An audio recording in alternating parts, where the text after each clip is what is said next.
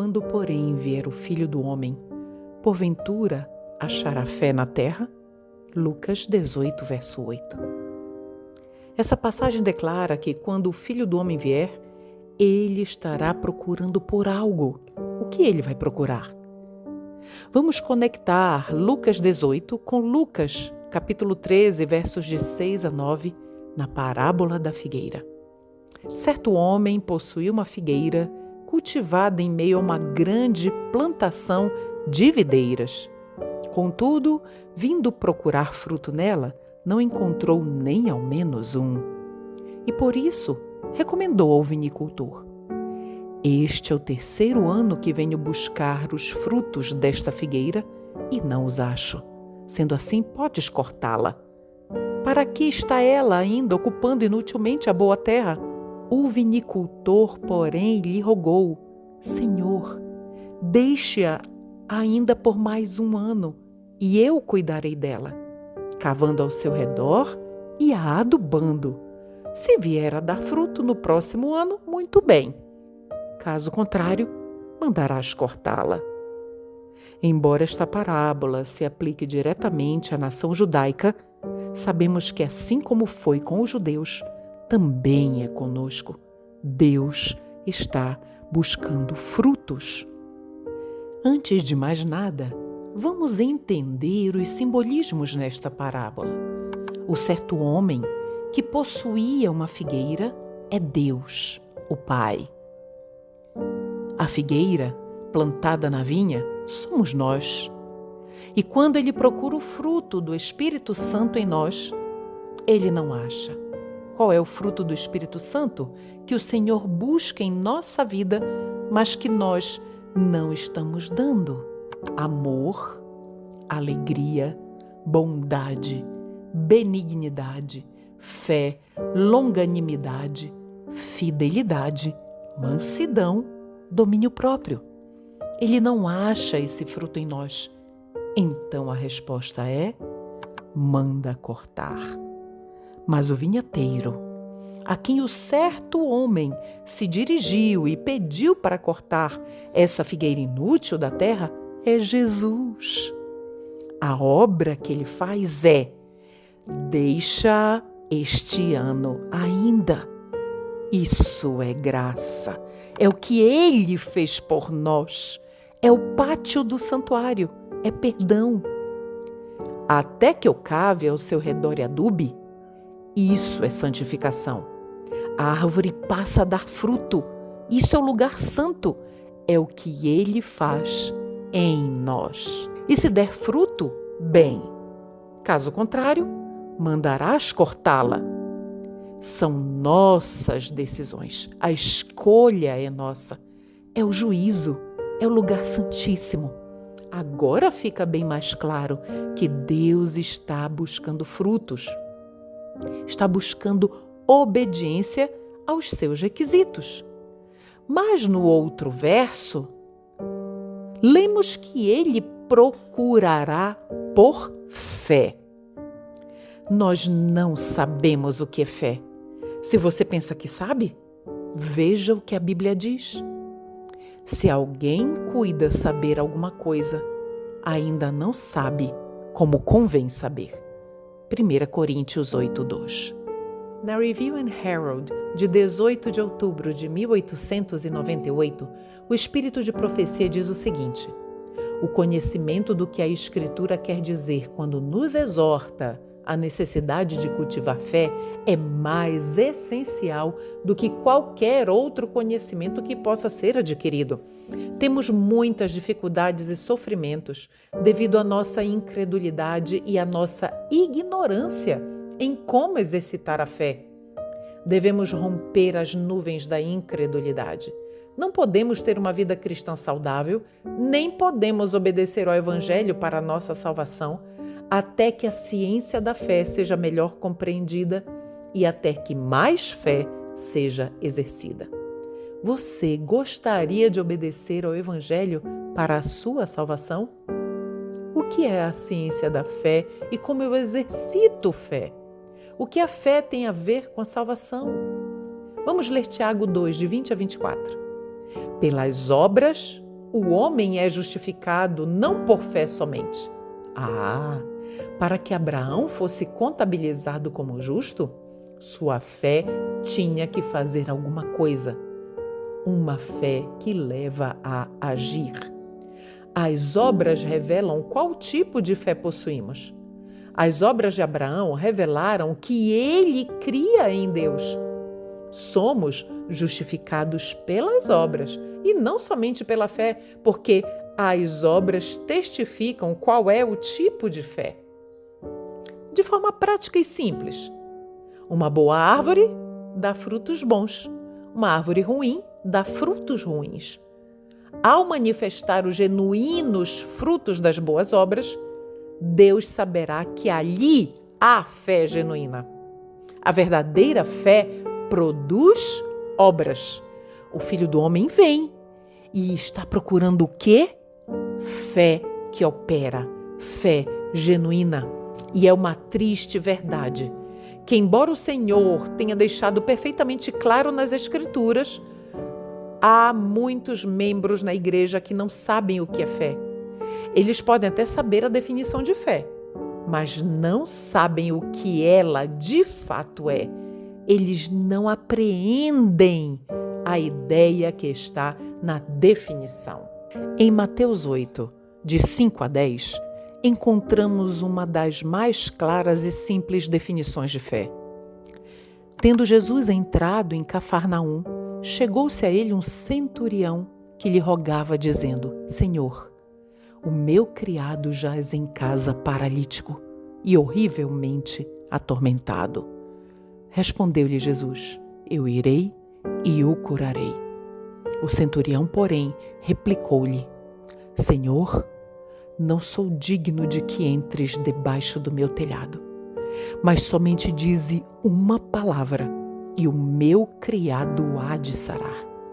Pois também eu sou homem sujeito à autoridade e tenho soldados às minhas ordens, e digo a este: vai, e ele vai, e a outro: vem, e ele vem, e ao meu servo: faze isto, e ele o faz.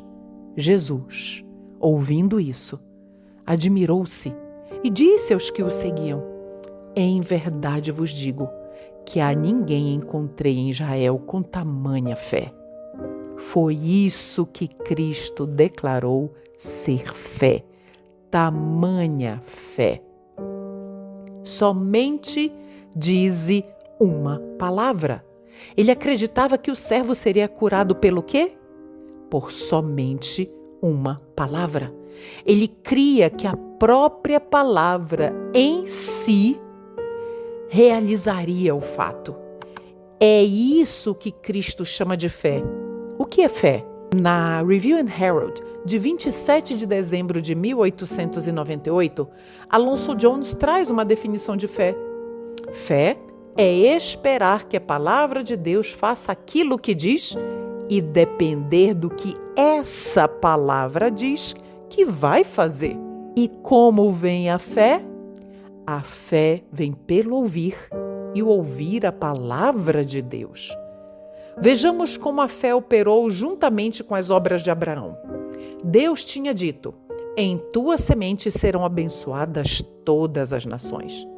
E então ele teve um filho.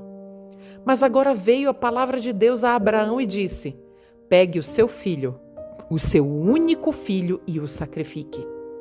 Mas Deus havia dito que daquele filho surgiria uma multidão de filhos. Abraão havia acreditado que Deus lhe daria um filho e ele sabia que já era avançado em idade, quase morto, sem falar no ventre de sua mulher.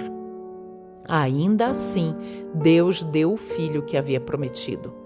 Esse filho ainda não havia chegado à idade para que tivesse seus próprios filhos. Então o Senhor vem a ele e diz: vai e o sacrifique. Como ele seria o pai de muitas nações desse jeito? Mas Deus disse que ele seria pai de muitas nações por meio de Isaque. E então Abraão obedeceu. Ele creu que a palavra de Deus seria cumprida, independentemente das circunstâncias. consegue agora entender como a fé que ele tinha moldou as suas obras? Que evidência temos na Bíblia da fé de Abraão? Leia Gênesis 22:5. E disse Abraão a seus moços: ficai aqui com o jumento, e eu e o mancebo iremos até lá. Após adorarmos, voltaremos a vós. Quem voltaria? Ele e o mancebo, Isaque. Abraão foi justificado pelas obras com fé. A fé operou as obras. E pelas obras a sua fé foi aperfeiçoada. Portanto, a fé está esperando a palavra de Deus fazer aquilo que ela diz. E está confiando que ela fará. A fé está em total dependência da palavra.